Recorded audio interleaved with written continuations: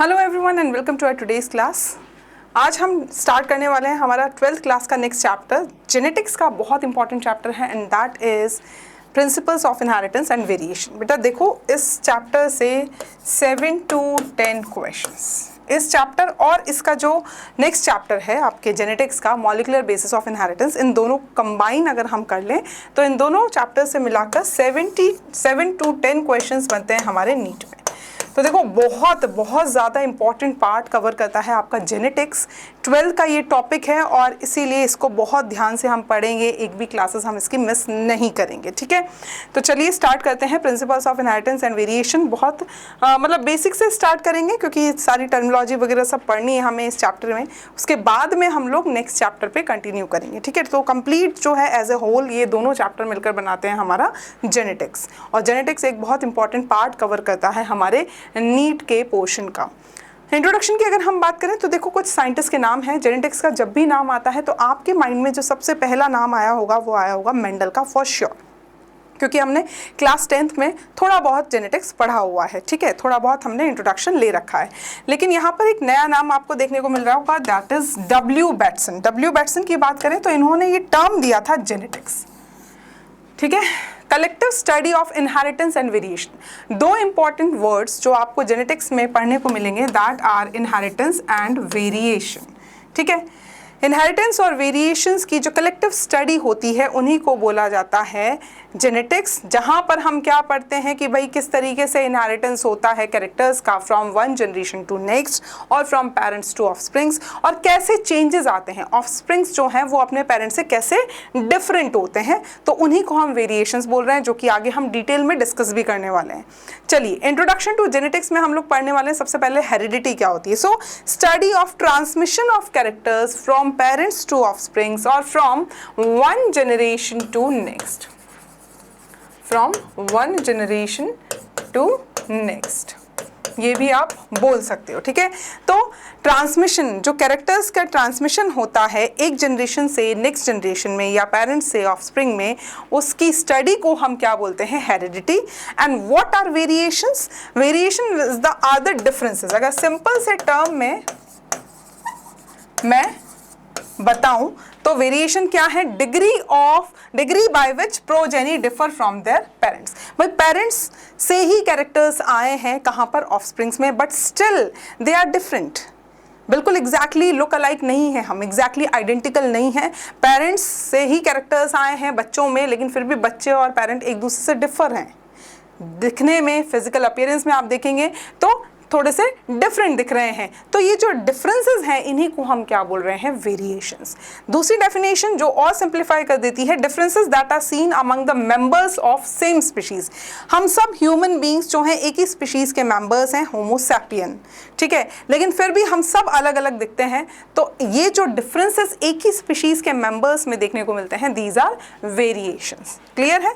चलिए, now inheritance. देखो, एक टर्म देखा हमने हेरिडिटी और अब दूसरा टर्म हम देख रहे हैं इनहेरिटेंस। तो हेरिडिटी और इनहेरिटेंस में क्या डिफरेंस है? So heredity was the study. Heredity क्या थी? स्टडी थी, study of transmission of characters from one generation to next, मतलब उस प्रोसेस की स्टडी को हम बोल रहे हैं। ठीक है, इनहेरिटेंस। लेकिन हेरिडिटी। लेकिन इनहेरिटेंस क्या है? प्रोसेस। जो प्रोसेस हो रहा है, जिस प्रोसेस के थ्रू कैरेक्टर्स ट्रांसमिट हो रहे हैं from one generation to the next, that process is known as inheritance. तो प्रोसेस का नाम है इनहेरिटेंस और उसकी स्टडी का नाम है हेरिडिटी। क्लियर है? तो यहाँ पर जो है हेरिडिटी क्या है? स्टडी है। और इनहेरिटेंस क्या है? Inheritance is the process. So it is the basis of heredity. ठीक है, तो प्रोसेस को क्या बोल रहे हैं? इनहेरिटेंस बोल रहे हैं। स्टडी को क्या बोल रहे हैं? हेरिडिटी बोल रहे हैं। और हेरिडिटी का जो बेसिक है वो कौन सा प्रोसेस है? That is inheritance. अब आता है आपका फेवरेट नाम साइंटिस्ट का, जिसको आप पहले भी पढ़ चुके हैं, जिनके नाम को आप पहले भी देख चुके हैं क्लास 10th में, that is Gregor John Mendel, और इनको बोला जाता है फादर ऑफ जेनेटिक्स। बैटसन, जिन्होंने जेनेटिक्स टर्म दिया था, इनको बोला जाता है father of modern genetics. Father of modern genetics, ठीक है, क्योंकि इन्होंने बहुत सारे टर्म्स जो हैं different terms related to genetics वो प्रपोज किए, जैसे कि जेनेटिक्स इन्होंने वर्ड दिया, देन अलील, होमोजाइगस, हेट्रोजाइगस, ये सभी टर्म्स जो हैं वो दिए गए थे बैटसन ने, ठीक है। नेक्स्ट आता है थॉमस हंट मॉर्गन का नाम, तीसरा ऐसा इंपॉर्टेंट नाम जो जेनेटिक्स में आप आगे डिटेल में पढ़ने भी वाले हैं। तो इनका फुल नेम है थॉमस हंट मॉर्गन, ठीक है। इन्हें बोला जाता है फादर ऑफ एक्सपेरिमेंटल जेनेटिक्स। इन्होंने बहुत सारे कॉन्सेप्ट्स प्रपोज किए, जैसे लिंकेज हो गया, सेक्स लिंकेज हो गया, देन क्रॉसिंग ओवर हो गया, क्रिस क्रॉस इनहेरिटेंस हो गया, ये सभी कॉन्सेप्ट्स जो हैं इन्होंने दिए थे, और लिंकेज और रिकॉम्बिनेशन हम आगे चलकर पढ़ने भी वाले हैं, ठीक है। Morgan worked with the tiny fruit flies, और इन्होंने अपने एक्सपेरिमेंट के लिए जिस ऑर्गेनिज्म का सिलेक्शन किया था, that organism was tiny fruit flies, जिनका साइंटिफिक नेम है ड्रोसोफिला मेलेनोगैस्टर, जो आपको याद रखना है। क्यों याद रखना है? क्योंकि ये एनसीईआरटी में गिवन है। He suggested that genes are linearly arranged on chromosomes. अब इन्होंने एक पॉइंट सजेस्ट किया, एक बात बताई कि भाई जो जीन्स होते हैं ये क्रोमोसोम्स पे लीनियर फॉर्म में अरेंज रहते हैं। Now what is linear form? For example this is a chromosome और इस पे 4 जीन्स प्रेजेंट है, तो वो एक लाइन में प्रेजेंट होंगे, वो एक लाइन में प्रेजेंट होंगे, gene A, gene B, then gene C and gene D. तो देखो 4 जीन्स हैं, ए, बी, सी और डी, एक लाइन में प्रेजेंट है, ये क्रोमोसोम के ऊपर प्रेजेंट है। सो लाइन में जो अरेंज होते हैं उस पैटर्न ऑफ अरेंजमेंट को हम क्या बोलते हैं? Linear arrangement. जैसा कि हम यहाँ पर भी देख सकते हैं। सो ये एक क्रोमोसोम है और इस पे देखो ये 4 जीन्स जो हैं एक लाइन में प्रेजेंट है, so that is known as linear arrangement of genes on a chromosome, जो कि बताया था किसने? हमारे मॉर्गन ने। डिफरेंट टर्म्स की अगर हम बात करें तो जो जेनेटिक्स में हम यूज़ करने वाले हैं आगे इस चैप्टर में, तो वो बहुत सारी जगह आपके काम आएगी, और इसीलिए इन टर्म्स को पढ़ना बहुत ज़रूरी हो जाता है कि पहले हम टर्म समझ लें एक बार। तो चलिए स्टार्ट करते हैं with the very first term, that is character. Now what is character? कोई भी फीचर, किसी भी ऑर्गेनिज्म का कोई भी फीचर ले लो। फॉर एग्जांपल फीचर से मतलब है जैसे हमारा स्किन कलर, स्किन कॉम्प्लेक्शन, वो एक फीचर है तो वो एक कैरेक्टर हो गया। हमारी हाइट, वो एक फीचर है तो वो एक कैरेक्टर हो गया। हमारा हेयर कलर, तो वो एक फीचर है, वो भी एक कैरेक्टर हो गया। फिर आ जाता है हमारा नोज़ का शेप, ये भी एक फीचर है तो ये भी एक कैरेक्टर हो गया। तो जितने भी फीचर्स ऑर्गेनिज्म में हैं उन सभी फीचर्स को हम यहाँ पर क्या टर्म दे रहे हैं? कैरेक्टर। प्लांट की बात करेंगे क्योंकि मेंडल ने जो अपने एक्सपेरिमेंट किए वो किए पी प्लांट पे, गार्डन पी प्लांट पे, और इसीलिए हम यहाँ पर प्लांट के रिस्पेक्ट में कैरेक्टर को समझते हैं। चलो, तो प्लांट के भी जितने फीचर्स हैं वो सभी क्या हो गए? इसके कैरेक्टर। फॉर एग्जांपल प्लांट में स्टेम हाइट एक कैरेक्टर है, फ्लावर का कलर एक कैरेक्टर है, फ्लावर की पोजीशन एक कैरेक्टर है, उसके सीड्स का कलर एक कैरेक्टर है, ठीक है। तो इस तरीके से अलग अलग फीचर्स जो किसी भी लिविंग ऑर्गेनिज्म के होते हैं उन्हीं को हमने क्या बोला है? कैरेक्टर, उनको हमने बोला है, ठीक है। मेंडल ने अपने एक्सपेरिमेंट के लिए 7 कैरेक्टर सिलेक्ट किए ऑफ गार्डन पी प्लांट, जिसका साइंटिफिक नेम क्या है? Pisum sativum. Garden pea plant को सिलेक्ट किया था मेंडल ने अपने एक्सपेरिमेंट के लिए, और गार्डन पी का साइंटिफिक नेम क्या है? Pisum sativum. तो इस पी प्लांट से उन्होंने 7 कैरेक्टर्स अपने एक्सपेरिमेंट के लिए सिलेक्ट किए थे, ठीक है। अब एक कैरेक्टर की 2 वेरिएबल फॉर्म्स हो सकती हैं, एक कैरेक्टर की 2 वेरिएबल मतलब 2 डिफरेंट फॉर्म्स, ठीक है, जिनको हम क्या बोलते हैं? ट्रेट्स। एक कैरेक्टर के 2 वेरिएबल फॉर्म्स है जिनको हम क्या बोल रहे हैं? Traits. For example stem height, stem height एक कैरेक्टर है। अब हाइट कैसी कैसी हो सकती है? टॉल भी हो सकती है और ड्वार्फ भी हो सकती है, छोटी। ड्वार्फ मीन्स बौना वैसे तो, ठीक है। तो स्टेम हाइट क्या हो गया? एक कैरेक्टर हो गया, और ये 2 टॉल और ड्वार्फ ये क्या हो गए? ट्रेट हो गए।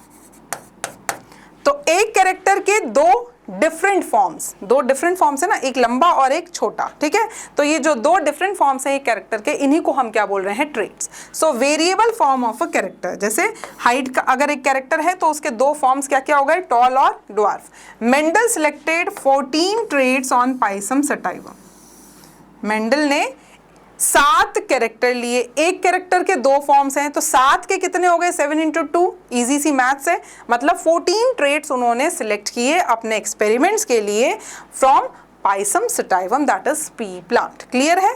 ठीक है, कैरेक्टर, एक कैरेक्टर के 2 ट्रेड्स, तो 7 कैरेक्टर के कितने ट्रेड्स हो जाएंगे टोटल? 14 ट्रेड्स। ठीक है, ट्रेड के टर्म में अगर पूछा जाए तो 14 ट्रेड सिलेक्ट किए हैं, और अगर कैरेक्टर के रिस्पेक्ट में पूछा जाए तो फिर 7 कैरेक्टर सिलेक्ट किए हैं। चलिए यहाँ पर अब देख लेते हैं। तो देखो ये हाइट है, हाइट एक कैरेक्टर है, इसके 2 फॉर्म्स जो हो गए वो कौन कौन से हो गए आपके? टॉल और ड्वार्फ, तो ये दोनों क्या हो जाएंगे? ट्रेट हो जाएंगे। उसी तरीके से फ्लावर कलर एक कैरेक्टर है, इसके 2 फॉर्म्स हैं। कौन कौन से कलर हो सकते थे पी प्लांट के फ्लावर के? या तो वायलेट हो सकता था या वाइट हो सकता था, तो ये दोनों क्या हो गए? ट्रेट्स हो गए। ठीक है, चलिए नेक्स्ट आते हैं जीन। जीन टर्म जो है ये किसने दिया था? जॉनसन ने दिया था। Gene, this term was given by Johnson. देखो अभी तक हम लोग कितने साइंटिस्ट के नाम पढ़ चुके हैं। सबसे पहले आया जेनेटिक्स टर्म जिसने दिया था, that was Bateson, W Bateson. उसके बाद में आए हमारे मेंडल, जिनको हम फादर ऑफ जेनेटिक्स बोलते हैं। उसके बाद में आए टी.एच. मॉर्गन, जिनको हम फादर ऑफ एक्सपेरिमेंटल जेनेटिक्स बोलते हैं। और अब आए हैं जॉनसन, जिन्होंने ये टर्म दिया है gene. Now what is gene? देखो जेनेटिक्स पढ़ रहे हो तो जीन तो पता ही होना चाहिए, बट ऑब्वियस है। ठीक है, डीएनए हमारा जो होता है उसका वो सेगमेंट जो किसी प्रोटीन को कोड कर रहा हो, जो किसी कैरेक्टर को कोड कर रहा हो, उसको हम, उस सेगमेंट ऑफ डीएनए को हम क्या बोलते हैं? जीन बोलते हैं। ठीक है, फॉर एग्जांपल ये स्टेम हाइट को कोड कर रहा है, ये पार्ट डीएनए का, इस पूरे डीएनए का सिर्फ ये इतना सा पार्ट जो है, इतना सा सेगमेंट जो है वो स्टेम हाइट को कोड कर रहा है, स्टेम हाइट के लिए रिस्पॉन्सिबल है, स्टेम हाइट के लिए जो प्रोटीन रिस्पॉन्सिबल है उसको बना रहा है। So this is a gene, ये जीन हो जाएगा। So Mendel proposed that something was being stably passed down unchanged from parent to offspring through the gametes over successive generation. Mendel ने क्या प्रपोज किया कि भाई कुछ तो ऐसा है जो हर जनरेशन में एक के बाद एक सक्सेसिव जनरेशंस, ठीक है, अनचेंज, बिना चेंज हुए स्टेबली पास ऑन हो रहा है एक जनरेशन से दूसरी जनरेशन में। ठीक है, फ्रॉम पेरेंट्स टू ऑफस्प्रिंग्स, फिर वो नेक्स्ट जनरेशन में। तो ऐसे सक्सेसिव जनरेशन्स में वो पास ऑन होता जा रहा है और वो भी अनचेंज फॉर्म में स्टेबली ये पास ऑन हो रहा है। ठीक है, लेकिन वो क्या चीज़ थी? तो उन्होंने नाम दिया उसको factors. He called these things as factors और एलिमेंट। फैक्टर्स इंपॉर्टेंट है याद रखना, क्योंकि एनसीईआरटी सिर्फ फैक्टर्स बता रही है, एलिमेंट नहीं बता रही। ठीक है, तो उन्होंने इस चीज़ को जो हर जनरेशन में पास ऑन हो रही थी बिना चेंज हुए, ठीक है, उसको क्या नाम दिया? फैक्टर्स। बाद में हमने इन फैक्टर्स को क्या बुलाया? जीन्स। बाद में हमने इन्हें क्या बुलाया? जीन्स। ठीक है, तो जिन्हें हम आज जीन्स के नाम से जान रहे हैं उन्हें मेंडल ने क्या नाम दिया था? पहला क्वेश्चन हो जाता है, तो मेंडल ने उन्हें नाम दिया था फैक्टर्स। ठीक है, now what is a gene? Segment of DNA that is responsible for appearance of character. जैसा कि मैंने बताया, पूरा का पूरा डीएनए आपका काम का नहीं है। ये बात आप मॉलिक्यूलर बेसिस ऑफ इनहेरिटेंस वाले चैप्टर में जब हम ह्यूमन जीनोम प्रोजेक्ट HGP पढ़ेंगे, ठीक है, कि भाई उससे हमें क्या क्या पता लगा, तो तब आप वहाँ पर एक पॉइंट ये भी पढ़ेंगे कि पूरा डीएनए हमारा काम का नहीं है, उसमें से कुछ ही पार्ट है जो हमारा काम का है और वो बहुत कम पार्ट है। ठीक है, तो डीएनए के कुछ ही सेगमेंट हैं जो कैरेक्टर्स को कोड कर रहे हैं। तो वो सेगमेंट डीएनए के जो किसी कैरेक्टर को कोड कर रहे हैं, जो किसी कैरेक्टर के लिए रिस्पॉन्सिबल हैं, कैरेक्टर के अपीयरेंस के लिए रिस्पॉन्सिबल हैं, जो कोई प्रोटीन बना रहे हैं जिससे आगे चलकर कोई कैरेक्टर जो है वो अपीयर होता है, that segment of DNA is known as gene. उसी डीएनए के सेगमेंट को हम क्या बोलेंगे? जीन बोलेंगे। ठीक है, segment of DNA that generally synthesises RNA and protein. जैसा कि मैंने बताया भाई, कोई जो अगर ये डीएनए है, ठीक है, तो फॉर एग्जाम्पल ये कोई जीन है, ये जीन जो है पहले क्या बनाएगा? आरएनए बनाएगा और फिर आरएनए से बनता है प्रोटीन। मतलब प्रोसेस होता है प्रोटीन बनने का। डायरेक्ट आप डीएनए से प्रोटीन नहीं बना सकते, डीएनए से पहले बनेगा आरएनए और आरएनए से पहले फिर बनेगा प्रोटीन। ठीक है, तो डीएनए के भी वो सेगमेंट से कुछ ही सेगमेंट हैं जो प्रोटीन को कोड करते हैं, सारे सेगमेंट्स तो प्रोटीन को कोड करते नहीं है। फॉर एग्जाम्पल यहाँ पर आपको देखो ये इतना लंबा डीएनए दिया हुआ है, तो क्या पूरा का पूरा डीएनए जो है किसी ना किसी जीन मतलब जीन है? तब तो फिर हम उसे डीएनए क्यों बोलेंगे? हम जीन ही बोल देंगे ना उसे, नहीं, कुछ सेगमेंट्स हैं जो प्रोटीन्स को कोड कर रहे हैं और उन्हीं सेगमेंट्स को हमने क्या बोला है, जीन। तो देखो इस इतने लंबे डीएनए में आपको कितने जीन्स देखने को मिल रहे हैं, 3 जीन्स, क्योंकि यही 3 सेगमेंट है जो किसी प्रोटीन को कोड कर रहे हैं, ठीक है। और यही जीन है जो है यूनिट ऑफ इनहेरिटेंस।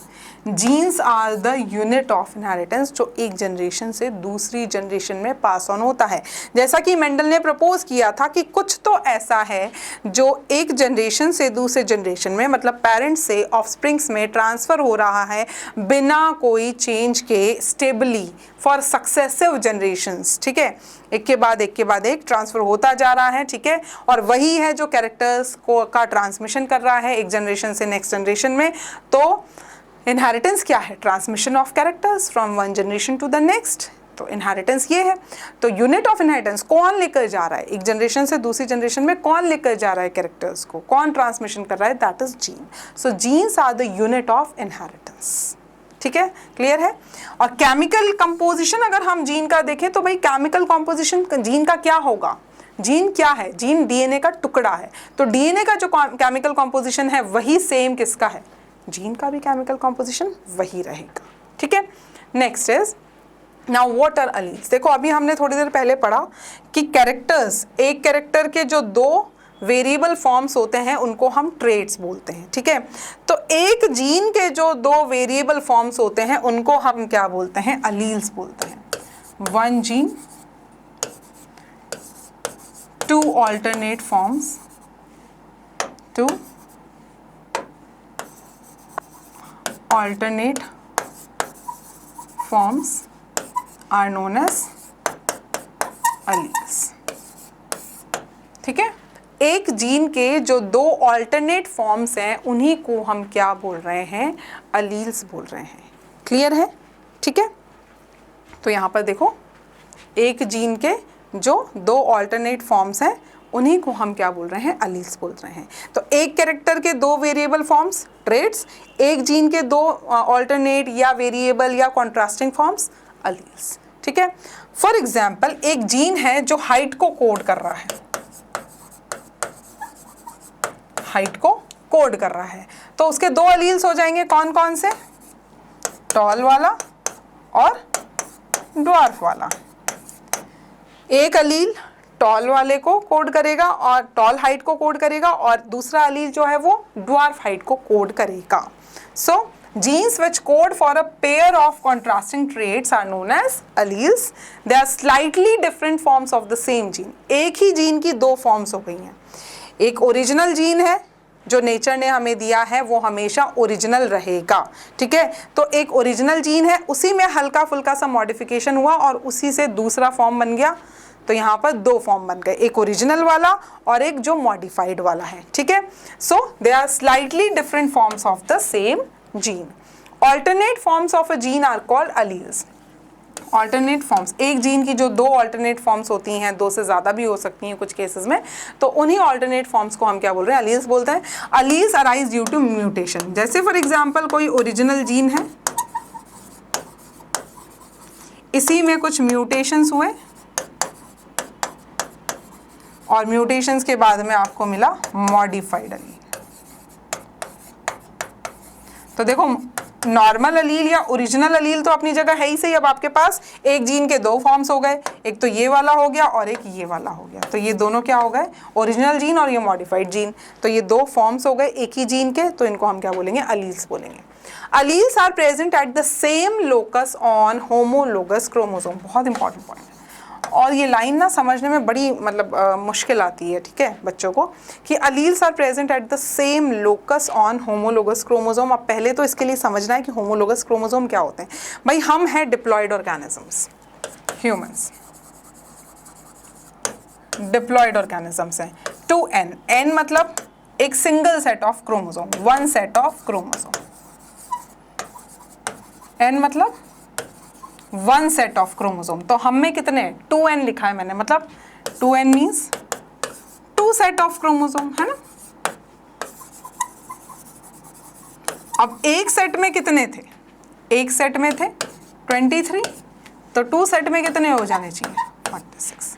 दो सेट है हमारे पास, हम डिप्लॉयड ऑर्गेनिजम्स हैं, 2n है, तो हमारे पास दो सेट हैं। सिंगल n है तो हैप्लॉइड, एक ही सेट है क्रोमोसोम का, और 2n है तो डिप्लॉयड, 2 सेट है, 3n है तो 3 सेट है, 4n है तो 4 सेट है, इस तरीके से, ठीक है। तो अब यहाँ पर दो सेट हैं, तो दो सेट जो हैं वो 1 फ्रॉम मदर, एक सेट आया है मदर से, एंड 1 फ्रॉम फादर, ठीक है।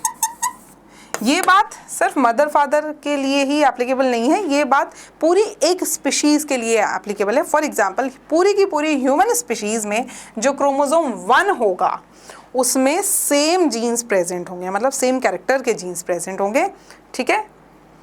फॉर एग्जांपल ये है मदर का क्रोमोसोम और ये है फादर का क्रोमोसोम, ठीक है। अब ये मदर और फादर के हैं क्रोमोसोम नंबर 1, मदर का भी क्रोमोसोम 1 है, फादर का भी क्रोमोसोम 1 है, ठीक है।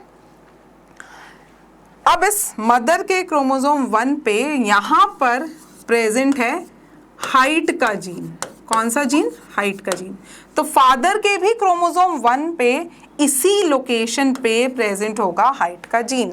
पूरी ह्यूमन स्पीशीज में इस क्रोमोसोम 1 की इस लोकेशन पे हाइट का जीन मिलेगा आपको। दिस इज एक्चुअली, फिर उसके बाद में इस क्रोमोसोम 1 की इस लोकेशन पे एक जीन है जो आपको दे रहा है स्किन कलर, स्किन कॉम्प्लेक्शन आप उसे बोल सकते हो।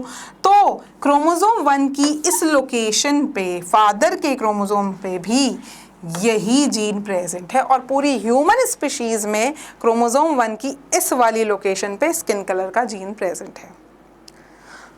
बस दो जीन प्रेजेंट है क्रोमोसोम 1 पे, कौन कौन से? हाइट का और स्किन कॉम्प्लेक्शन का, ठीक है। पूरी एक स्पीशीज में इन दो जीन्स की लोकेशन फिक्स है। क्या है? हाइट का क्या लोकेशन है? क्रोमोसोम 1 का ये वाला पार्ट। स्किन कॉम्प्लेक्शन का क्या है?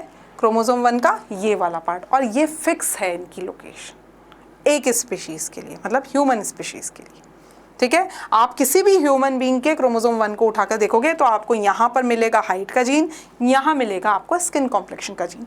और जो क्रोमोसोम सेम जीन्स कैरी करते हैं, जो क्रोमोसोम सेम जीन्स कैरी करते हैं, उन्हें आपस में बोला जाता है homologous chromosomes. Homologous chromosomes. Is that clear? Is that clear? ठीक है। जो क्रोमोसोम्स सेम जीन्स कैरी करते हैं वो आपस में क्या होते हैं? होमोलोगस क्रोमोसोम्स, ठीक है। एक ही क्रोमोसोम पे दो जीन्स प्रेजेंट हैं, एक ही क्रोमोसोम पे दो अलग अलग कैरेक्टर के जीन, ये हाइट वाला है, ये स्किन कलर वाला है, तो ये आपस में नॉन अलील हो जाएंगे क्योंकि ये दोनों अलग अलग कैरेक्टर को कोड कर रहे हैं। लेकिन दो होमोलोगस क्रोमोसोम पे एक ही लोकेशन पे एक कैरेक्टर का जीन है, इस पे भी हाइट का है यहाँ पर, इस पे भी हाइट का है यहाँ पर, तो ये आपस में क्या हो गए? ये दोनों जीन्स आपस में क्या हो गए? अलील्स। क्रोमोसोम तो आपस में क्या हो गए? होमोलोगस। और होमोलोगस क्रोमोसोम पे सेम लोकेशन पे जो जीन प्रेजेंट है सेम कैरेक्टर का, वो हो गया आपस में अलील। लेकिन एक ही क्रोमोसोम पे दो अलग अलग कैरेक्टर के दो से ज़्यादा भी जीन हो सकते थे, यहाँ पर हो सकता है, यहाँ पर भी हो सकता था एक, यहाँ पर भी एक जीन हो सकता था, वो अलग अलग कैरेक्टर को कोड करते हो सकता है। यहाँ पे जो है आपको आई कलर का मिल जाता है, यहाँ पर आपको नोज़ की शेप का मिल जाता है, ठीक है। तो 4 जीन भी हो सकते हैं, 5 भी हो सकते हैं, मतलब जीन्स का नंबर वैरी करता है अलग अलग क्रोमोसोम पे, ठीक है। तो ये आपस में क्या होते हैं? ये चारों क्या होते हैं या ये दो क्या हैं? ये आपस में अलग अलग कैरेक्टर्स के जीन्स हैं, इसलिए नॉन अलील्स हैं। सेम कैरेक्टर के अगर हैं तो वो हो जाएंगे अलील्स, अलग अलग कैरेक्टर के हैं तो वो हो जाएंगे नॉन अलील्स। दो क्रोमोसोम जो सेम टाइप के जीन्स कैरी कर रहे हैं वो हो जाएंगे आपस में होमोलोगस क्रोमोसोम। तो लाइन क्या थी? लाइन थी alleles are present at the same locus on homologous chromosome. Same locus, same locus, ये भी क्रोमोसोम 1 है, ये भी क्रोमोसोम 1 है, यहाँ पर भी हाइट का है, यहाँ पर भी सेम लोकेशन होगी क्रोमोसोम 1 के, ठीक है। तो ये आपस में क्या है? तो alleles are present on the same locus on homologous chromosomes, ठीक है। क्लियर है? तो मतलब अलील्स की, जैसे हमारा address residential address, permanent address fix होता है, वैसे ही अलील्स का ये एड्रेस है। लोकस का मतलब यहाँ पर है एड्रेस, लोकस मीन्स एड्रेस। तो तो अगर मैं आपसे पूछूं कि भाई हाइट का जो जीन होता है ह्यूमन स्पीशीज में, उसका एड्रेस क्या है, उसका लोकस क्या है, तो क्रोमोसोम 1 का ये वाला part, this is the location, this is the permanent address of the height gene in human species. Clear है? ठीक है, चलो आगे बढ़ते हैं। अलील्स क्या हैं? डिफरेंट फॉर्म्स हैं एक जीन की, so different molecular forms of a gene. Second is the correct answer, बहुत ईजी सा क्वेश्चन है। नेक्स्ट टर्म्स आते हैं होमोजाइगस, जिसे हम प्योर ट्रू ब्रीडिंग भी बोल सकते हैं, और हेट्रोजाइगस जिसे हम इम्प्योर या फिर हाइब्रिड भी बोल सकते हैं। अब देखो, हमेशा होमोजाइगस और प्योर एक बात नहीं होगी।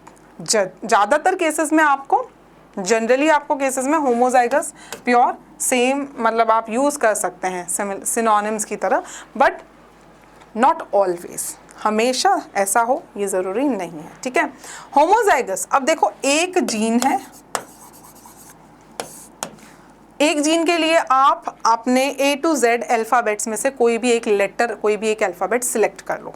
ठीक है, ठीक है, मैंने सिलेक्ट कर लिया स्टेम हाइट, मैंने यहाँ पर लिया, और स्टेम हाइट के लिए मैंने सिलेक्ट कर लिया टी लेटर सिलेक्ट किया मैंने। तो एक जीन के दो फॉर्म्स होते हैं, मतलब दो अलील्स होते हैं। ठीक है, तो जो टॉल वाला जो कैरेक्टर कोड करेगा उसके लिए मैंने कैपिटल T सिलेक्ट किया। ठीक है, और जो शॉर्ट हाइट देगा, जो ड्वार्फ हाइट देगा, उसके लिए मैंने स्मॉल t सिलेक्ट किया। ठीक है, तो एक जीन के दो अलील्स हैं यहाँ पर। ठीक है, एक अलील जो है कोड कर रहा है टॉल हाइट देगा अगर आया तो, और दूसरा वाला अलील जो है वो ड्वार्फ हाइट देगा स्टेम की। ठीक है, तो अब मैंने इस स्टेम हाइट के जीन के लिए एक लेटर सेलेक्ट किया था T। तो अगर दोनों ही कैपिटल T या दोनों ही स्मॉल t आ गए, देखो अभी मैंने आपको बताया कि ह्यूमंस आर डिप्लॉयड ऑर्गेनिजम्स, दो सेट आते हैं क्रोमोसोम, ये मम्मी वाला क्रोमोसोम है, ये पापा वाला है। हाइट का जीन यहाँ प्रेजेंट है। ठीक है, मम्मी की तरफ से आया स्मॉल t, पापा की तरफ से आया कैपिटल T। बच्चे की हाइट कैसी होगी? कैपिटल T और स्मॉल t के कॉम्बिनेशन से जो आएगा फिनोटाइप। ठीक है, तो इस बच्चे में क्या कॉम्बिनेशन आया? कैपिटल T स्मॉल t, दोनों T अलग अलग हैं, दोनों अलील्स अलग अलग हैं। प्रेजेंस ऑफ टू सिमिलर, अगर दोनों अलील सेम होते, या तो दोनों ही कैपिटल होते या दोनों ही स्मॉल होते, तो उस कंडीशन को हम क्या बोलते हैं? होमोजाइगस, या प्योर या ट्रू ब्रीडिंग। ठीक है, presence of two similar alleles of a gene in a diploid organism. हम डिप्लॉयड ऑर्गेनिज्म है, हम में दो सेट हैं, एक सेट मम्मी से आया, एक सेट पापा से आया है। इस बात को समझ के ही फिर आप जेनेटिक्स पढ़ेंगे तो बहुत ईजियर हो जाएगा। ठीक है, तो दो अलील्स जो आए हैं, एक मम्मी से अलील आया है, एक पापा से अलील आया है। ठीक है, तो वो दोनों सिमिलर हैं तो होमोजाइगस, अगर डिसिमिलर हैं तो हेट्रोजाइगस। सीधी सी बात है। होमो मीन्स क्या होता है? सेम, हेट्रो मीन्स क्या होता है? डिफरेंट। ठीक है, तो यहाँ पर देखो, अगर कैपिटल T या स्मॉल t दोनों ही सेम है तो होमोजाइगस कंडीशन हो जाएगी। तो यहाँ पर भी आपको ऐसे ही बता रखा है, लेकिन एक कैपिटल है एक स्मॉल है, presence of two dissimilar alleles of a gene in a diploid organism, that is heterozygous और इम्प्योर और हाइब्रिड भी आप उसे बोल सकते हैं। ठीक है, डोमिनेंट अलील की हम बात करते हैं नाउ। अभी मैंने आपको बताया कैपिटल से जिसको हम रिप्रेजेंट करेंगे कैपिटल लेटर से, दैट इज डोमिनेंट। जो हेट्रोजाइगस स्टेट में भी एक्सप्रेशन देगा, भाई अगर देखो दोनों सेम आए, दोनों कैपिटल T आए तो हाइट पक्की बात है टॉल होनी है, दोनों स्मॉल t आए तो हाइट पक्की बात है ड्वार्फ होनी है, छोटी होनी है। लेकिन एक कैपिटल और एक स्मॉल t आ रहा है तो हाइट क्या होनी चाहिए? हाइट जो होगी, अगर एग्जाम्पल हाइट आई टॉल, तो यहाँ पर किसने अपने आप को एक्सप्रेस किया और कौन बेचारा सप्रेस हो गया? यहाँ पर एक्सप्रेस किया सिर्फ कैपिटल T ने और सप्रेस कौन हुआ? Small t। तो जिसने अपने आप को एक्सप्रेस किया एक प्रेजेंट होते हुए भी, सिंगल प्रेजेंट होते हुए भी जो अपने आप को एक्सप्रेस कर गया, वो हो गया डोमिनेंट। समझ गए? तो यहाँ पर देखो, allele that can express both in homozygous and heterozygous condition, वो अलील जो अपने आप को होमोजाइगस कंडीशन में भी एक्सप्रेस कर रहा है और हेट्रोजाइगस कंडीशन में भी एक्सप्रेस कर रहा है, वो हो जाएगा डोमिनेंट अलील। तो that is capital T। Homozygous में भी एक्सप्रेस कर रहा है और हेट्रो में भी वही एक्सप्रेस कर रहा है। लेकिन जो सिर्फ और सिर्फ होमोजाइगस कंडीशन में एक्सप्रेस हो पाए, जैसे स्मॉल टी सिर्फ होमोजाइगस स्टेट में ही एक्सप्रेस हो पाया, यहाँ पर तो बेचारा दब गया, सप्रेस हो गया, ठीक है, तो वो हो जाएगा हमारा रेसेसिव अलील। क्लियर है? तो देखो डोमिनेंट अलील अगर हम यहाँ पर टी में से देखें तो डोमिनेंट अलील देखो यहाँ पर इस वाली होमोजाइगस स्टेट में भी टॉल हाइट दे रहा है और हेट्रोजाइगस स्टेट में भी टॉल हाइट दे रहा है, तो इसका मतलब capital T is the dominant अलील। लेकिन जो रेसेसिव अलील है स्मॉल टी, वो सिर्फ होमोजाइगस स्टेट में ही शॉर्ट हाइट दे रहा है, बाकी जब हेट्रोजाइगस स्टेट में है तो वो सप्रेस हो चुका है, उसका कैरेक्टर नहीं दिखाई दे रहा है, ठीक है। Now what is phenotype? Next term आती है phenotype and genotype. What is phenotype? Phenotype की अगर हम बात करें तो फिनोटाइप है एक्सटर्नल अपीयरेंस, जो बाहर से दिखाई देगा। जैसे फॉर एग्जांपल स्टेम की हाइट क्या है, टॉल है या ड्वार्फ है, लंबी है या छोटे हैं, ठीक है, टॉल है या ड्वार्फ है, that is phenotype. External appearance of an organism for a particular character. किसी भी कैरेक्टर की बात कर लो, स्टेम की हाइट की बात करो, फ्लावर की कलर की बात कर ली, फ्लावर का कलर वॉयलेट आया है या वाइट आया है, दिखने में कैसा है, ठीक है, तो external appearance that is phenotype. लेकिन ये टॉल और ड्वार्फ हाइट जो है ये किसकी वजह से आई है? अगर टॉल हाइट है तो उसके लिए कौन से जीन्स हैं? दोनों कैपिटल टी है या एक कैपिटल और एक स्मॉल है?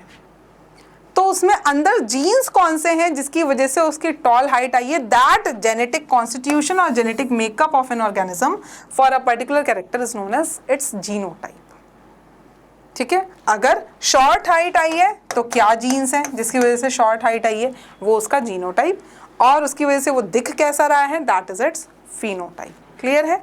चलो अब आ जाते हैं डोमिनेंट और रेसेसिव अलील कैसे बनते हैं। देखो डोमिनेंट अलील जो होता है वो usually, generally, not always, generally word जहाँ आ जाए या फिर जहाँ यूजुअली वर्ड जहाँ आ जाए उसका मतलब होता है कि नॉट ऑलवेज। तो अगर ऐसे स्टेटमेंट को चेंज करके देना चाहें क्वेश्चन में तो कैसे दिया जाएगा? ऑलवेज लिखा जाएगा। तो ऑलवेज वाला स्टेटमेंट क्या हो जाता है? गलत हो जाता है। देखो बायोलॉजी में हमेशा आपको ज़्यादातर केसेस में, बहुत कम केसेस ऐसे हैं जहाँ पर एक्सेप्शंस नहीं होंगे, ज़्यादातर केसेस में आपको एक्सेप्शंस मिलेंगे, ठीक है। तो अनमॉडिफाइड अलील या जिसे हम वाइल्ड अलील या जिसे हम ओरिजिनल भी बोल सकते हैं, अनमॉडिफाइड, जिसमें मॉडिफिकेशन जो नेचर से मिलता है वो है ओरिजिनल। उसमें बाद में आपने मॉडिफिकेशन किए, हाइब्रिडाइजेशन करा के, डोमेस्टिकेशन करा के, मॉडिफिकेशन करा के, वो सब क्या हैं? वो सब मॉडिफाइड वर्जन है। जो ओरिजिनल है वो वाइल्ड है, वो नेचर से मिला है, ठीक है।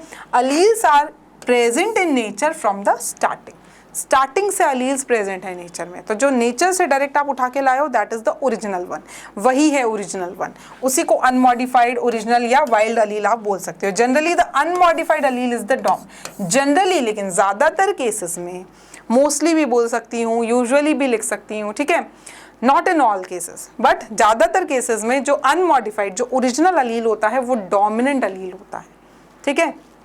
उसमें जो चेंजेस करके, उसमें जो मॉडिफिकेशंस करके जो बनेगा दैट इज द रेसेसिव अलील, ठीक है। सो मॉडिफाइड अलील, ये अनमॉडिफाइड था, इसी में कुछ मॉडिफिकेशन किए तो उससे जो अलील बना that is known as modified allele, और वो मॉडिफिकेशन बाय म्यूटेशन हुए हैं, ठीक है।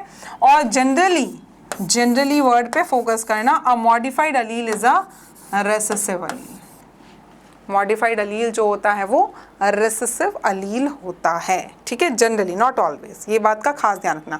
अब इसको यहाँ पर देखो थ्योरेटिकली, हमारी एनसीईआरटी ने थ्योरेटिकली समझाया है, हम यहाँ पर इस चार्ट के थ्रू समझ लेते हैं, ठीक है। देखो ये है अनमॉडिफाइड अलील, अनमॉडिफाइड अलील बोल लो, जीन बोल लो, ठीक है। इसका कैरेक्टर ये क्या दे रहा था? टॉल हाइट दे रहा था। जनरली हमने देखा है कि जो अनमॉडिफाइड अलील होता है वो डोमिनेंट होता है, ठीक है। तो इसका कैरेक्टर क्या था? ये टॉल हाइट देता था प्लांट को, ठीक है। अब इसमें म्यूटेशन हुए, देखो ये पहले कैसा था? अनमॉडिफाइड वर्जन में रेड था, म्यूटेशन हुए, कैसा बन गया? स्किन कलर का बन गया। अब देखो मॉडिफिकेशन के बाद में 3 केसेस हो सकते हैं, मतलब 3 रिजल्ट आपको मिल सकते हैं, केस 1, केस 2, केस 3। केस 1 में क्या होगा कि ये जो अनमॉडिफाइड था उसी के जैसा लगभग, ठीक है, या उससे हल्का सा कम, लेस एफिशिएंट एंजाइम बना दिया, प्रोटीन बना दिया, तो कैरेक्टर में ज़्यादा कुछ चेंज नहीं आया, तब भी जो है वो टॉल हाइट ही दे रहा है। ठीक है, केस 1 तो क्या हुआ, म्यूटेशन तो हुए पर ज़्यादा नहीं हुए, ज़्यादा नहीं हुए तो जो पहले बन रहा था एंजाइम वैसा ही एंजाइम या उससे हल्का सा कम एफिशिएंट एंजाइम बनाया मॉडिफिकेशन के बाद में भी, तो हाइट तो उसने टॉल ही दी, तो ये तो सेम हो गया केस 1। ठीक है, केस 2 में क्या हुआ कि जो एंजाइम बना वो नॉन फंक्शनल एंजाइम बना। भाई जो ओरिजिनल अलील था वो एंजाइम बना रहा था, उस एंजाइम की वजह से हाइट कैसी हो रही थी, स्टेम की टॉल हो रही थी। लेकिन केस 2 में क्या हुआ, म्यूटेशन के बाद में उसमें चेंज हो गया और चेंज की वजह से जो उसने एंजाइम बनाया वो एंजाइम नॉन फंक्शनल बना, मतलब वो बिना काम का बना तो सही बट बिना काम का। अब वो काम ही नहीं कर रहा है तो हाइट टॉल होगी ही नहीं। हाइट टॉल नहीं होगी तो फिर दूसरा केस क्या था, हाइट फिर कैसी हो जाएगी, शॉर्ट हो जाएगी, क्योंकि टॉल हाइट के लिए तो वो एंजाइम का फंक्शनल रहना ज़रूरी था। लेकिन यहाँ एंजाइम केस 2 में कैसा बना है, नॉन फंक्शनल, तो वो काम ही नहीं करेगा, काम नहीं करेगा तो हाइट कैसी हो जाएगी, ड्वार्फ। तो ये हो गया दूसरा अलील। ठीक है, केस 3 आया जहाँ पर कोई एंजाइम ही नहीं बना, मतलब इतने ज़्यादा म्यूटेशन हो गए इस अलील में कि केस 3 में एंजाइम बना ही नहीं, ना मॉडिफाइड ना पुराना ना अनमॉडिफाइड, कैसा भी एंजाइम कुछ बना ही नहीं, तो यहाँ पर नो एंजाइम एट ऑल। ठीक है, तो अब हमारे काम का कौन सा हुआ, केस 2 हमारे काम का हुआ मेनली। केस 1 जो है वो तो बिल्कुल अनमॉडिफाइड वाले की तरह ही कैरेक्टर दे रहा है, फिनोटाइप दे रहा है, भाई टॉल हाइट दे रहा है। लेकिन केस 2 में जब नॉन फंक्शनल एंजाइम बना तो क्या हुआ, हाइट ड्वार्फ हो गई, तो ये नया अलील बन गया। ठीक है, तो देखो केस 1 में मॉडिफाइड अलील और अनमॉडिफाइड अलील दोनों बराबर हैं, दोनों ही टॉल हाइट दे रहे थे। लेकिन केस 2 और 3 में मॉडिफाइड अलील और अनमॉडिफाइड अलील बराबर नहीं है। क्लियर है, तो ये आपको समझाया गया है यहाँ पर कि भाई जो ओरिजिनल वाला होता है उसी में म्यूटेशंस होते हैं और उन म्यूटेशंस के थ्रू मॉडिफाइड वर्जन बनता है जिसे हम रेसेसिव जनरली बोलते हैं। ग्रेगर जॉन मेंडल की अगर हम बात करें तो इनका लाइफ स्पैन रहा है 1822 से 1884 तक का, और इन्होंने अपना काम स्टार्ट किया था, इनका जो वर्किंग पीरियड है वो था 1856 से 1863 तक, जो कि था कितने साल का, 7 ईयर्स तक इन्होंने काम किया। हाइब्रिडाइजेशन एक्सपेरिमेंट्स इन्होंने किए गार्डन पी प्लांट पे 7 कैरेक्टर्स या 14 ट्रेड्स के साथ में, और इन्होंने 7 साल तक इस प्लांट पे काम किया। वर्क इनका पब्लिश हुआ 1865 में, लेकिन वो अनरिकग्नाइज रहा और उसके पहले ही इनकी डेथ हो गई इन 1884। So without recognition of his work he died in 1884। चलिए बात करते हैं मेंडल के एक्सपेरिमेंट्स के बारे में। So he conducted hybridization experiments on garden pea for 7 years. कौन से थे 7 ईयर्स, 1856 से लेकर 1863 तक, याद रखना है, एनसीईआरटी में सब कुछ गिवन है। And proposed the laws of inheritance in living organisms, और इन्होंने 3 लॉज दिए इनहेरिटेंस के जो हमारी एनसीईआरटी में गिवन है, हमारे सिलेबस का पार्ट है, लॉज ऑफ इनहेरिटेंस जिन्हें हमने बोला। ठीक है, मेंडल कंडक्टेड आर्टिफिशियल पॉलिनेशन और क्रॉस पॉलिनेशन एक्सपेरिमेंट। ये टर्म आपको समझ आ जाना चाहिए क्योंकि हम लोग ऑलरेडी फर्स्ट चैप्टर पढ़कर आए हैं क्लास 12 का, that is sexual reproduction in flowering plant, जहां हमने देखा है सेल्फ पॉलिनेशन क्या होता है और क्रॉस पॉलिनेशन क्या होता है।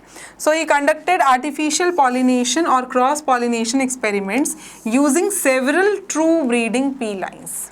ठीक है, इन्होंने आर्टिफिशियल पॉलिनेशन या क्रॉस पॉलिनेशन कराया और several true breeding P lines का यूज़ करके। True breeding, true, pure, homozygous, याद आया, हमने अभी पढ़ा था थोड़ी देर पहले। So true breeding line is one, लेकिन इसकी एक्चुअल डेफिनेशन देखो, मैंने उस टाइम पे भी बताया था कि ट्रू ब्रीडिंग या प्योर या होमोजाइगस ये दोनों हमेशा सिनोनिम नहीं होंगे, हर जगह नहीं।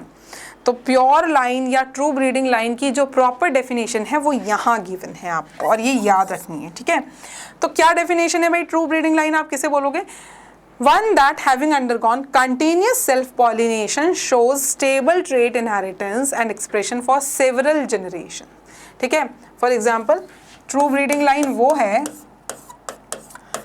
जो कंटिन्यूसली सेल्फ पॉलिनेशन कर रही है 5 से 6 जनरेशन्स तक। ठीक है, सेवरल जनरेशन्स में यहाँ पर लगभग मिनिमम 5 to 6 जनरेशन्स होता है, मिनिमम।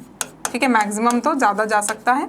ठीक है, और हर बार सेम ट्रेट आ रहा है, सेम फिनोटाइप कैरेक्टर, हर बार टॉल आया जा रहा है, हर बार स्टेम हाइट जो है वो टॉल आ रही है, फर्स्ट जनरेशन, सेकंड जनरेशन, फिर थर्ड में भी टॉल, फोर्थ में भी toll.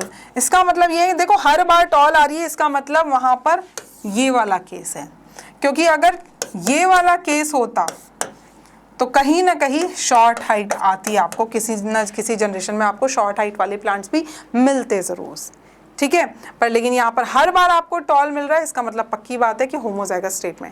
So true breeding line उसे ही बोलेंगे जो 5-6 जनरेशन या सेवरल जनरेशन्स तक एक स्टेबल ट्रेट का इनहेरिटेंस जो है वो शो कर रही है और एक्सप्रेस भी कर रही है एक पर्टिकुलर फिनोटाइप को, ठीक है। So Mendel selected 14 true breeding pea plant varieties, 14 true breeding pea plant varieties, 7 characters, हर कैरेक्टर का 2 ट्रेट, तो यहाँ पर 14 true breeding pea plant varieties उन्होंने अपने एक्सपेरिमेंट के लिए सिलेक्ट करी। How many true breeding pea plant varieties did Mendel select as pairs which were similar except in one character with contrasting traits. इसका मतलब क्या है, इसका मतलब मैं समझाती हूँ। आंसर इसका क्या हो जाएगा, अभी बताया 14 उन्होंने true breeding pea plant varieties select करी अपने एक्सपेरिमेंट के लिए। लेकिन ये जो लाइन है ये सिलेक्टेड, देखो ऐसी दे रखी है 14, इसको हटा दो 14, फिर यहाँ ये लगा दो पूरा selected true breeding 14 true breeding pea plant varieties as pairs which was similar except in one character with contrasting traits, ठीक है। अब इसका मतलब क्या है, जैसे फॉर एग्जाम्पल उन्होंने 2 प्लांट लिए अपने एक्सपेरिमेंट के लिए, एक मेल की तरह काम करेगा और एक फीमेल की तरह, ठीक है।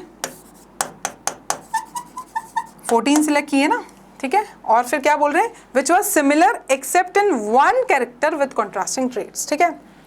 तो अब यहाँ पर देखो 2 प्लांट्स लिए उन्होंने, अब इन 2 प्लांट्स में क्या होगा कि 12 जो ट्रेट्स हैं वो सेम होंगे, या फिर आप बोल सकते हो 6 कैरेक्टर्स सेम होंगे, ठीक है। 12 ट्रेट्स बोल लो या 6 कैरेक्टर्स बोल लो, सिर्फ एक कैरेक्टर या 2 ट्रेट्स में डिफरेंस आएगा जिस पे वो काम कर रहे थे। फॉर एग्जांपल इन्होंने सबसे फर्स्ट एक्सपेरिमेंट में इन्होंने काम करना है स्टेम की हाइट के कैरेक्टर पे। इन्होंने सबसे पहले एक्सपेरिमेंट के लिए जो कैरेक्टर सिलेक्ट किया वो है स्टेम हाइट, ठीक है। 7 कैरेक्टर थे, 7 में से एक कैरेक्टर कौन सा है, स्टेम हाइट। इन्होंने पहला एक्सपेरिमेंट करना स्टार्ट किया और उसके लिए कौन सा कैरेक्टर सिलेक्ट किया, स्टेम हाइट, ठीक है। अब बाकी जो 6 कैरेक्टर हैं वो दोनों में सेम है। बाकी 6 कैरेक्टर कौन कौन से मैं वो भी बता देती हूँ। फ्लावर का कलर एंड पोजीशन, 2 तो ये हो गए, ठीक है। फिर पी पॉड का शेप एंड कलर, 4 हो गए, 2 ये 4, एंड पी सीड का शेप एंड कलर हो गए 6, और 7वां है स्टेम हाइट। 7 कैरेक्टर्स थे। कौन कौन से थे, स्टेम हाइट, फ्लावर के 2 कैरेक्टर हैं, कलर एंड पोजीशन, पॉड के भी 2 कैरेक्टर हैं, शेप एंड कलर, और सीड के भी 2 कैरेक्टर हैं, शेप एंड कलर, ठीक है। इन्होंने फर्स्ट एक्सपेरिमेंट के लिए कौन सा कैरेक्टर सिलेक्ट किया है बच्चों, यहाँ पर स्टेम हाइट, ठीक है। बाकी 6 कैरेक्टर इन दोनों मेल और फीमेल पेरेंट में सेम होंगे, मतलब अगर फ्लावर कलर जो है दोनों में वायलेट होगा, पोजीशन जो है दोनों में एक्सियल होगी, शेप जो है पॉड का वो दोनों में इन्फ्लेटेड होगा, कलर जो है दोनों में येलो होगा, सीड का शेप जो है दोनों में रिंकल्ड होगा, कलर जो है दोनों में येलो होगा, ठीक है। लेकिन दोनों सिर्फ एक कैरेक्टर में डिफर करेंगे, वो है स्टेम हाइट, क्योंकि यहाँ एक्सपेरिमेंट किस पे चल रहा है, कौन से कैरेक्टर पे, मेंडल ने कौन सा कैरेक्टर सिलेक्ट किया है अपने फर्स्ट एक्सपेरिमेंट के लिए, स्टेम हाइट। उन्हें देखना है कि हाइट के लिए जब जनरेशन्स में जीन्स पास ऑन होते हैं तो क्या फिनोमिना रहता है, क्या प्रोसेस रहता है, हर जनरेशन में किस हाइट के प्लांट आ रहे हैं, कैसे जीन्स ट्रैवल कर रहे हैं, ट्रांसमिशन हो रहा है, कैसे इनहेरिटेंस हो रहा है, वो सब उन्हें स्टडी करना है। तो उन्होंने सिर्फ एक कैरेक्टर को एक बार में स्टडी किया। ये उनके सक्सेसफुल होने का रीज़न भी बना कि उन्होंने एक एट अ टाइम एक एक्सपेरिमेंट में सिर्फ एक ही कैरेक्टर को स्टडी किया, ठीक है। तो सिर्फ स्टेम हाइट यहाँ डिफरेंट होगी, एक प्लांट टॉल होगा और एक प्लांट ड्वार्फ होगा। बाकी जो 6 कैरेक्टर्स हैं वो दोनों में सेम होंगे ताकि कोई कन्फ्यूजन ना हो। भाई मुझे सिर्फ हाइट की स्टडी करनी है हर जनरेशन में, मैं इस एक्सपेरिमेंट में सिर्फ हाइट को स्टडी करूँगा, तो बाकी 6 कैरेक्टर भी अगर मैं दोनों में डिफरेंट रख दूंगा तो मैं कैसे पता लगाऊंगा कि भाई क्या हो रहा है हर जनरेशन में, तो बाकी 6 कैरेक्टर्स मैंने दोनों में सेम रखे, ठीक है। तो अभी सिर्फ मुझे हाइट का पता लगेगा। तो ये जो स्टेटमेंट है वो यही बात कह रहा है कि जब भी वो अपने एक्सपेरिमेंट के लिए पेरेंट प्लांट सेलेक्ट करते थे, ठीक है, तो वो हर एक्सपेरिमेंट में जो 2 पेरेंट प्लांट होते थे was similar except in 1 character, सिर्फ एक कैरेक्टर उनमें डिफरेंट होता था, बाकी जो 6 कैरेक्टर्स थे वो उनमें सेम होते थे। आ गया ये पॉइंट समझ में? बहुत इंपॉर्टेंट पॉइंट है, एनसीईआरटी का पॉइंट है, ठीक है। A true breeding plant is, true breeding plant क्या होता है? Near homozygous and produces offsprings of its own kind, अपने ही जैसे बच्चे ऑफस्प्रिंग्स प्रोड्यूस करते हैं और नियरली होमोजाइगस है, लगभग होमोजाइगस है। ऑलवेज होमोजाइगस, ये तो मैंने पहले ही मना कर दिया, ऐसा तो कुछ है ही नहीं, ऑलवेज जैसा तो कुछ है ही नहीं। One that is able to breed on its own, that is self pollination, तो ये भी नहीं है। Produce due to cross pollination की तो बात ही नहीं कर रहे हैं हम यहाँ पर, ठीक है। So correct answer is option number 1। Which one from those given below is the period for Mendel's hybridization experiment? Simple सा है, 1856 to 1863, that is a period of 7 years. Next, after 16 years of Mendel's death in 1900, 16 साल बाद, उनकी death के भी 16 साल बाद 1900 में जो भी उनके कंक्लूजन्स थे, जो उन्होंने अपने एक्सपेरिमेंट से कंक्लूड किए थे, जो भी उनके पोस्टुलेट्स थे, वो 3 साइंटिस्ट ने रीडिस्कवर किए जो कि अलग अलग देशों में काम कर रहे थे, इंडिपेंडेंटली काम कर रहे थे, ठीक है। ये लिखा हुआ है वर्किंग इंडिपेंडेंटली, ठीक है, एक साथ मिलकर काम नहीं किया था। 3 साइंटिस्ट जिन्होंने रीडिस्कवर किया मेंडल के ही कंक्लूजन्स को उनकी डेथ के 16 इयर्स के बाद में इन 1900, और वो 3 साइंटिस्ट कौन कौन थे? Carl Correns from Germany, Hugo de Vries from Holland and Erich von Tschermak from Austria. तीनों नाम याद रखने हैं, एनसीईआरटी में गिवन है। चलो अब आते हैं मेंडल ने कौन कौन से 7 कैरेक्टर्स स्टडी किए थे और उन 7 कैरेक्टर्स के क्या क्या ट्रेट्स थे। हर कैरेक्टर के 2-2 ट्रेट्स आपको मिलेंगे। कौन कौन से वो 2 ट्रेट्स थे, उनमें से कौन सा डोमिनेंट था, कौन सा रिसेसिव था, ये भी आपको याद रखना है।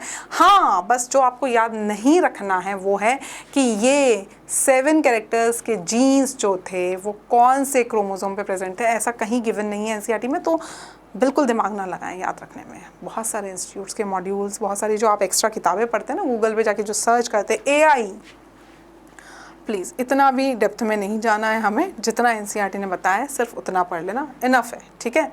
सो मेंडल स्टडीड 7 कैरेक्टर्स और 14 contrasting traits in garden tree plant. 7 characters कौन कौन से थे? देखो, स्टेम हाइट पहला कैरेक्टर, फ्लावर की पोजीशन, फ्लावर के कलर। फ्लावर के 2 कैरेक्टर थे। पी पॉड का, पी पॉड क्या होता है? छिलका, मटर का छिलका, पॉड इज छिलका। उसके भी 2 कैरेक्टर थे, शेप और कलर।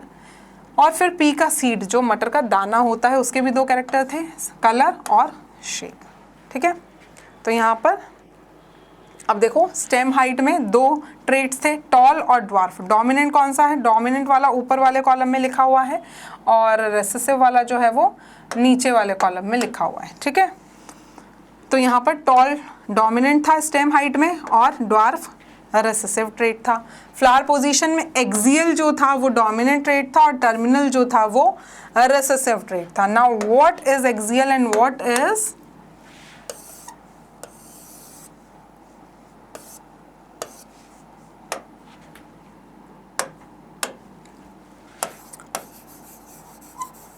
ये एक्सियल है। साइड में अगर फूल उग रहा है दैट इज एक्सियल, लेकिन अगर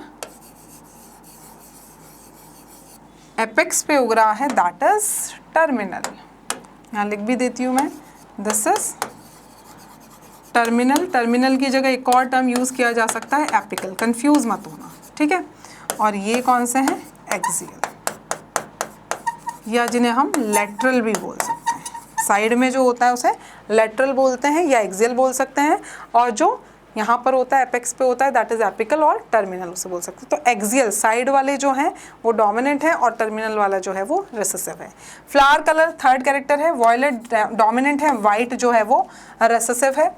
पॉड का शेप, फूला हुआ मटर का छिलका, जो फ्रेश मटर आती है वो फूली हुई रहती है, उसका छिलका फूला हुआ रहता है, फ्लैट रहता है, दैट इज इन्फ्लेटेड, तो वो डोमिनेंट है। जो थोड़े सूख जाती है, थोड़ी पुरानी हो जाती है मटर, तो उसका छिलका देखा है सिकुड़ जाता है, थोड़ा सा कॉन्स्ट्रिक्टेड, दैट इज रिसेसिव।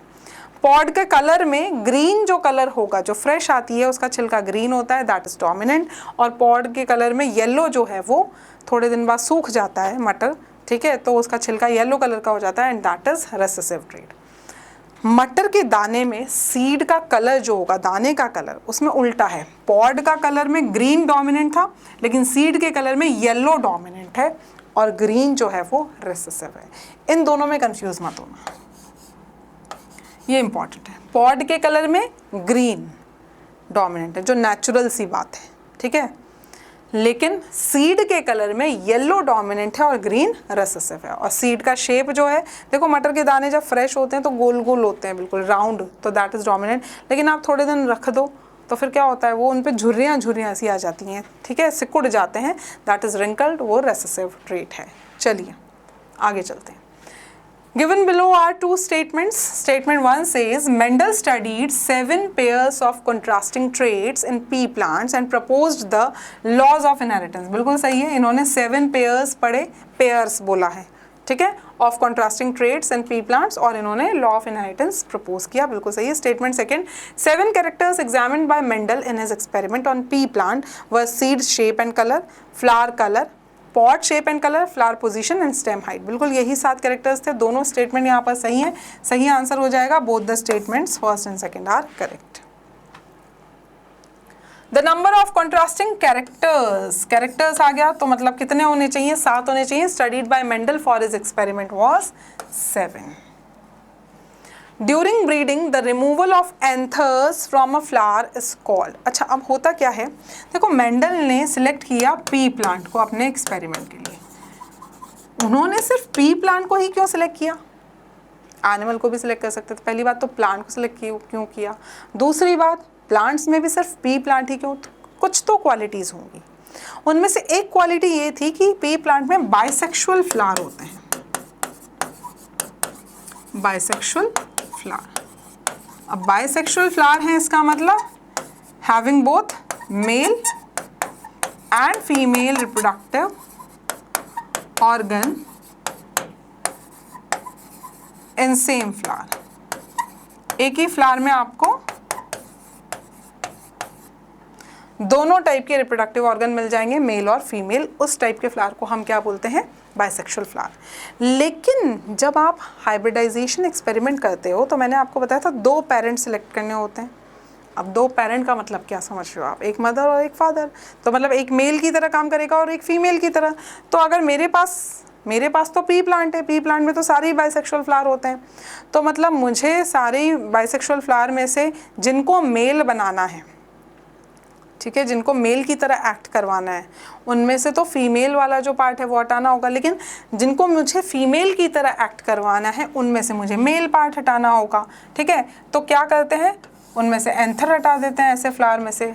तो एंथर हटा देंगे तो क्या होगा, उस प्रोसेस को हम क्या बोल रहे हैं, emasculation. So during breeding the removal of anthers are male part. तो मुझे किसी फ्लावर को क्या करना है, फीमेल बनाना है, तो उसमें से मेल पार्ट को रिमूव करना पड़ेगा। And the removal of the male part और the anther from a flower is called, उस प्रोसेस को हम क्या बोलते हैं, इमैस्कुलेशन, ठीक है। How many characters of pea pod के कितने कैरेक्टर्स सिलेक्ट किए थे मेंडल ने, 2 कैरेक्टर्स। कौन कौन से, शेप और कलर।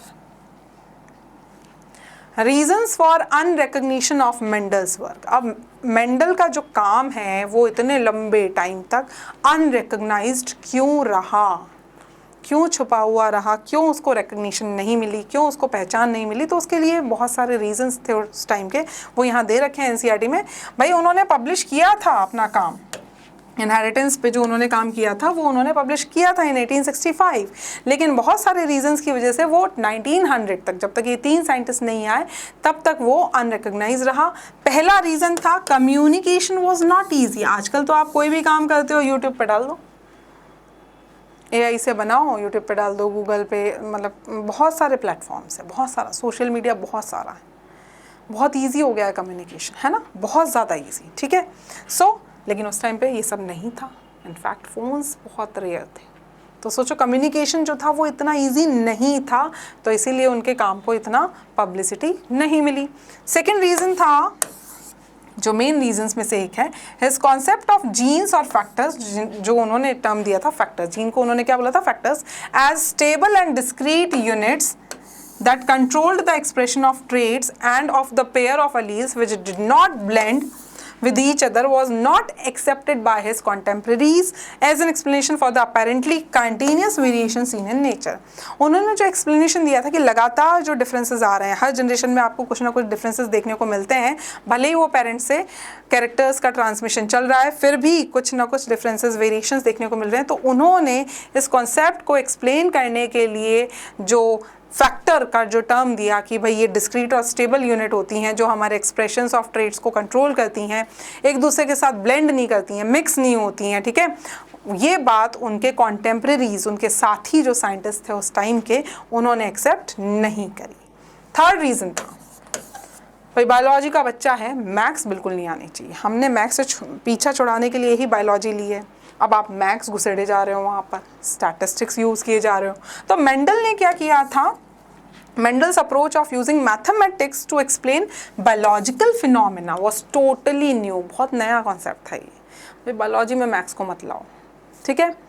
और अनएक्सेप्टेबल भी था उस टाइम के बहुत सारे बायोलॉजिस्ट के लिए. भाई बायोलॉजी हमने ली इसलिए क्योंकि मैथ्स वीक थी हमारी, और तुम फिर बायो में भी मैथ्स को ला रहे हो, तो ये तो एक्सेप्टेबल नहीं है. ऐसा उनके उस टाइम के जो बहुत सारे जो contemporary साइंटिस्ट थे उन्होंने बोला, ठीक है. Fourth was he could not provide any physical proof for the existence of factors and what they are made up of. वो कोई फिजिकल प्रूफ दे ही नहीं पाए, उन्होंने बस बोल दिया, थियोरेटिकली बता दिया आपने कि अच्छा कोई यूनिट है जो एक जनरेशन से दूसरी जनरेशन में ट्रांसफ़र कर रही है कैरेक्टर्स को, ठीक है, और ब्लेंड नहीं होती है. बट क्या कोई फिजिकल प्रूफ है? चलो फिजिकल प्रूफ नहीं है तो वो किसके बने होते हैं, कंपोजिशन क्या है वो बता दो. तो उन्हें कोई फिजिकल प्रूफ भी वो नहीं दे पाए, और किसके बने होते हैं वो भी वो नहीं एक्सप्लेन कर पाए. तो ये कुछ रीजंस थे जिनकी वजह से उनके काम को रिकग्निशन नहीं मिला काफ़ी लंबे टाइम तक, ठीक है. अब नेक्स्ट बात आती है कि लेकिन फिर भी वो सक्सेसफुल तो हुए 1900 के बाद में. तो रीजंस क्या थे? रीजंस थे Mendel studied the inheritance of 1 or 2 characters at a time unlike his predecessors who had considered many characters at a time. उनके पहले वाले जो साइंटिस्ट थे वो क्या करते थे, एक ही एक्सपेरिमेंट में 6-6, 7-7 कैरेक्टर्स को स्टडी कर रहे हैं, जिससे क्या होता था रिजल्ट्स जो हैं वो उतने क्लियर और स्पेसिफिक नहीं आ पाते थे. इन्होंने मेंडल ने वो गलती नहीं दोहराई. इन्होंने एट अ टाइम एक एक्सपेरिमेंट में 1 या मैक्स टू मैक्स 2 कैरेक्टर्स को स्टडी किया, जो हम पहले देख भी चुके हैं और डिस्कस कर भी चुके हैं, ठीक है. सबसे पहला रीज़न. उसके बाद में है इन्होंने गार्डन पी प्लांट को सिलेक्ट किया अपने एक्सपेरिमेंट के लिए, ठीक है. Selection of garden pea plant, और उसमें अपनी बहुत सारी खूबियाँ थी. जैसे वो एक एनुअल प्लांट है जिसकी लाइफ साइकिल जो है वो शॉर्ट है ऑफ 2 to 3 months, ठीक है. दूसरा सेल्फ पॉलिनेशन हो जाता है नेचुरली अपने आप उसमें. तीसरा है क्रॉस पॉलिनेशन भी परफॉर्म किया जा सकता है आर्टिफिशियली, तो हाइब्रिडाइजेशन पॉसिबल है. बहुत सारे कंट्रास्टिंग ट्रेड्स थे तो जिनको स्टडी किया जा सकता है. इजी टू कल्टीवेट है और सीड्स भी काफ़ी लार्ज होते हैं. तो गार्डन पी प्लांट का सिलेक्शन करना मेंडल का बहुत अच्छा डिसीजन रहा, क्योंकि उसमें ये सारे कैरेक्टर्स होते हैं और ये सारे हमें याद करने हैं, ठीक है. तो दूसरा जो उनके सक्सेस का रीज़न बना that was selection of garden pea plant. Third was large sampling size रखते थे वो. थोड़ा बहुत अगर 2, 4, 5 या 10, 20 पौधों में अगर कुछ रिजल्ट्स डेविएट भी हो रहे हैं तो भी चल जाएगा, ठीक है. तो लार्ज सैम्पलिंग साइज का बहुत अच्छा उन्हें फ़ायदा मिला. And fourth reason was he maintain the statistical records of all the experiments. उन्होंने अपने एक्सपेरिमेंट्स के सभी एक्सपेरिमेंट्स के रिकॉर्ड मेंटेन किए, वो बहुत अच्छी बात थी, ठीक है. हम क्या होता है कभी कभी रिजल्ट बिगड़ जाता है या ख़राब हो जाता है तो हम रिकॉर्ड नहीं मेंटेन करते हैं, नहीं नोट डाउन करते हैं, बट उन्होंने ऐसा नहीं किया. उन्होंने अपने हर एक्सपेरिमेंट का जो रिकॉर्ड था वो मेंटेन किया. क्लियर. तो यहाँ पर आज के लिए इतना ही काफ़ी है. अब हम लोग नेक्स्ट क्लास में कंटिन्यू करते हैं, और नेक्स्ट क्लास में जो है हम लोग देखते हैं कि भाई किस तरीके से मेंडल जो है उन्होंने अपने लॉज ऑफ इनहेरिटेंस जो दिए हैं, इनहेरिटेंस के जो उन्होंने लॉज दिए थे, ठीक है, उसके बारे में हम लोग यहाँ पर डिस्कशन करेंगे. ठीक है। तो ये हमें जितना भी अभी तक हमने पढ़ा है ये सब हमें एनसीईआरटी में से रीड आउट करना है। ये बेटा सब कुछ एनसीईआरटी में दे रखा है। जेनेटिक्स के ये जो 2 चैप्टर है ना, इनमें आपको बाहर जाने की बिल्कुल भी ज़रूरत नहीं। और मैं तो ये बोलूँगी बहुत सारे चैप्टर्स, ज़्यादातर चैप्टर्स हमारे नीट के ऐसे हैं जिनमें आपको बाहर जाने की ज़रूरत ही नहीं है, आउट ऑफ एनसीईआरटी जाने की बिल्कुल भी ज़रूरत नहीं है। आप एनसीईआरटी पढ़ लें and that is more than enough for, वो हमारे लिए बहुत मोर देन इनफ हो जाएगा। ठीक है, तो यहाँ पर हम मिलते हैं हमारे नेक्स्ट क्लास में। ये जो इनके जो अनरिकग्निशन के जो रीजंस हैं और जो इनके सक्सेस होने के रीजंस हैं वो दोनों ही आपको याद करने हैं, दोनों ही एनसीईआरटी में गिवन है। ठीक है, चलिए मिलते हैं नेक्स्ट क्लास में with the next topic. Till then you guys stay safe, stay happy. Thank you.